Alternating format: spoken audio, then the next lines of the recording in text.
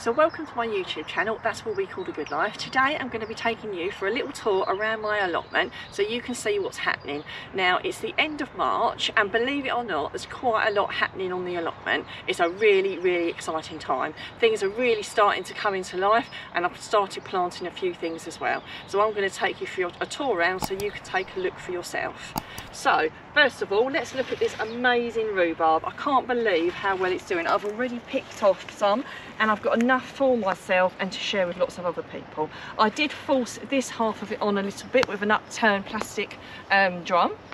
So if your rhubarb isn't doing too much at the moment and looks a little bit more like this side, then maybe force it on a little bit or give it a little bit of a feed or a little bit of a water if you've not had enough water. But this is doing absolutely fantastically and I'll definitely be pulling some of that for my friends and family.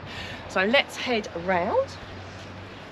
So we've got a couple of fruit trees up here and you can see that the shoots are starting to form on those and they're looking really lovely. So although from a distance it all looks really twiggy and a little bit bare, when you actually start going up close you can see shoots on pretty much everything. So my artichokes, my globe artichokes are coming on really nicely. If you've never grown globe artichokes before, they are a little bit awkward to cook, but once you get used to it, you'll probably get a really faithful recipe like I've got. But the good thing with things like artichokes, a little bit like rhubarb, once it gets started, they just grow year after year after year without any threat from disease or pests generally, or I've never had too much of a problem anyway. Nothing that takes them out. If we move down, so the raspberries, I mean anyone who follows my channel probably sees this, but these are definitely far more ahead than they were last time we had a look. So it's starting absolutely fantastic. I might have to give them a little bit of support, but genuinely raspberries do pretty much hold their own. So as we move down, I've got some gooseberry bushes over there and some blackberry bushes over here, and as you can see, absolutely laden with loads of little buds. Absolutely looks fantastic. That one over there not quite so much, and this one absolutely, and I've even got some little leaves starting to pop out as well. So real promise of some lovely gorgeous blackberries for the year to come.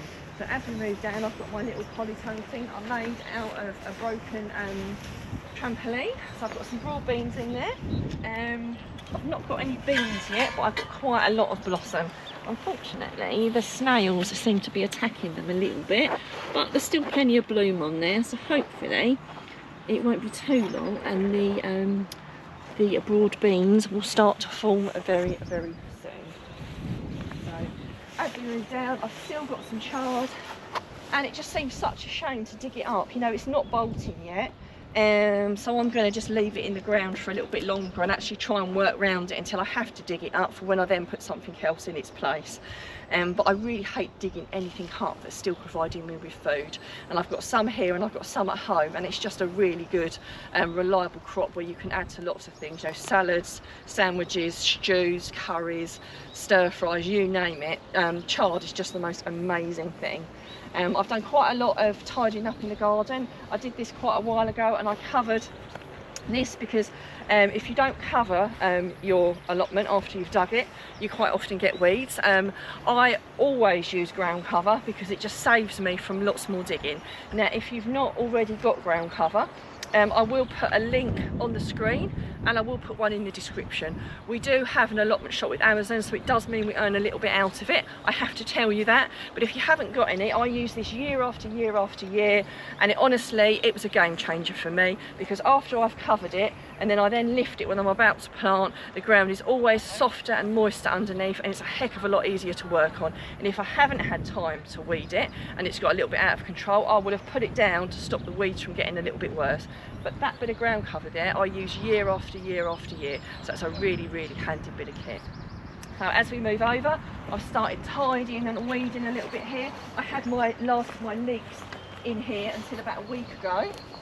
So unfortunately, because I couldn't cover it because I had leeks here, I have had a few weeds come, mainly grass. So I've just started to hoe the grass up first, and then I'm going to give it a really good dig over because I've got some things to be putting in here. But first of all, I need to get it cleared. But if I don't plant on this straight away, I'll do exactly the same thing. Once I've cleared this, I will put some ground cover down to stop the weeds from taking over. So we're just going to move up further on the plot, and what I will say is if you're enjoying watching this video and you think you're getting any value out of it, we do have something called Buy Me a Coffee. There'll be a link up on the screen and there will be one in the description. You're not obliged to do that. I'm just glad to give great content to people, so if you could only just like, subscribe and give me a comment, I would still be more than grateful. So I've got my raised beds here. Last year I grew a selection of carrots and marigolds and radishes and a few other things in there, and this year I decided to put some asparagus in there. So I planted the asparagus in there, and I've put a little bit of mulch over it. Obviously I'm not going to get anything this year. It's going to probably be a couple of years, but it's one of those things I've always wanted to do, and so I've popped some asparagus crowns in there. As you can see over here, I've got my blueberry plants that I planted last year, and they're looking really good. I've got to say, when I first got them, they didn't look like they were up to much, but I've got loads of growth on those. So I think I'm probably going to have to cover them at some point to stop the birds from eating the blueberries before I get to them. But they are looking really, really good, so I'm really excited about that. I put a little bit of mulch over there to stop the weeds, plus the fact the level of this raised bed had dropped down a little bit, and I didn't want to go to the expense of buying more ericaceous soil, and apparently just putting these bark chippings on there that we get delivered is perfectly okay for this kind of plant. So I am quite excited about that. So as we move up to the last little bit of allotment here, I've got my garlic coming on really nicely. Got some really lovely thick stems there. So I don't know what they're going to be doing underground, but I'm really, really chuffed with that. I mean, obviously some are thicker than others. And actually, bizarrely, the supermarket garlic that I planted actually looks thicker stemmed and better than the ones that I bought from the garden centre. So it'd be very interesting to see what I get better garlic from. And I've also got some onions over there. These are obviously all overwintering ones. They've been a little bit nibbled. I'm not sure whether it's the slugs or the snails, but that often happens this time of year. Don't let it get to you. They'll come back. They really, really will. And then moving on to the really exciting things, I've actually got some things in the ground, which is really fantastic. So I've just planted my first lot of onion sets. I've done 3 little rows there of onion sets. I've covered them with some netting because I find that the pesky birds, we love them dearly, but they often do peck them out. They don't eat them, they don't take them anywhere, but they often just lift them out thinking that they're a tasty shoe and put them back again, but obviously leave them strewed around. So that cover is only temporary until they've grown through a little bit, and then they're safely rooted in the ground. And I've also put my first lot of potatoes in, so I've just put some Charlotte potatoes in there, and that's what I've done today.